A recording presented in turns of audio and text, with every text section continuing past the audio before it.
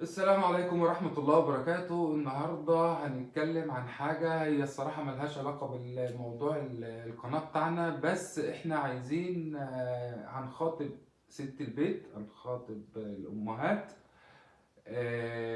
عايزك الأول تركزي معايا وتسمعي اللي هو السمك بهار زيت الكريم 20 مواد زيت الطعام مواد زيت مواد زيت السمك بتشتري 20 جنيه. عايزك يا ست الكل تركزي معايا. مش تركزي مع الراجل اللي هو بيقولك بنشتري الزيت بنعمل كده، يعني زيت الطعام، زيت القلي، زيت الحاجة. عايزك ما تفرحيش بالمبلغ اللي هو بيديهولك، لان دلوقتي انت مش بتبيعي الزيت بتاع الاكل، لا. انت دلوقتي بتشتري كارثة ليكي ولعيالك وللناس اللي حواليكي.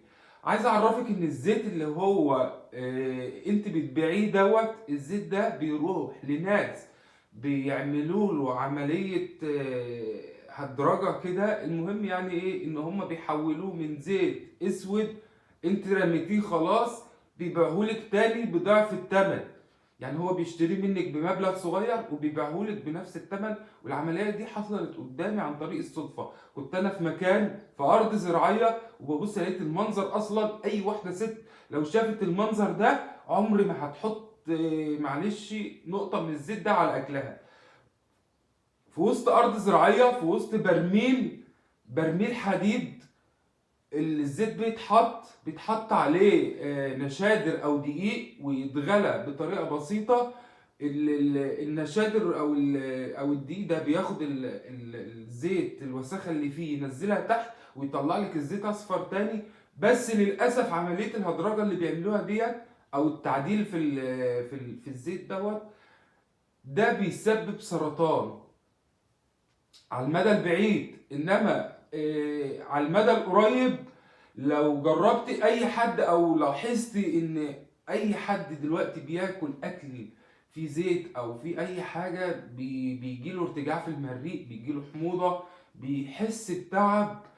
حتى الناس اللي هي يعني مثلا ممكن الناس الكبيره ممكن هي اللي تاخد بالها من الموضوع ان هم بي بعد الاكل على طول اي حاجه فيها زيت بيبقى فيه حموضه. ده احنا قلنا بنتكلم على المدى القريب، ده اللي بيحصل قريب. انما الدكاتره قالوا ان غلي الزيت باستمرار يعني اي حد بياكل من بره هو اللي بيعرف وبيحس بالموضوع فدلوقتي احنا عايزين نخلي بالنا ونخلي يعني نعرف الامهات كلها ان يعني انا ما بستفادش من الموضوع ده بحاجه. انا دلوقتي انا ببيع زيت وبشتريه تاني، بس بشتريه مضر ليا، انا بضر نفسي وبضر الناس اللي حواليا. ايه هيفرق ايه يعني لو بعت كيلو ب 20 جنيه او ب 30 جنيه، 2 كيلو ب 50 جنيه مش هيفرقوا معاكي قد العلاج اللي هتجيبيه. ربنا يحفظنا. السرطان علاجه يعني يعني علاجه مكلف، ده لو له علاج. وتاني حاجة يعني صحتك أهم من أي شيء، صحة ولادك أهم من أي شيء. فرجاء بلاش نبيع الزيت لأن في ناس عاملاه مشروع وبتشتغل وبتكسب منه. ماشي، ما قلناش حاجة بس ما يضرناش، محدش يضرنا ولا حد يضر عيالنا. فاحنا عايزين نفيد نفسنا من المعلومة اي حد يشوف الفيديو بتاعي ده يا ريت يوريه لامه لاخته، يعرف الناس. عايزين الفيديو بتاعنا ده ينتشر.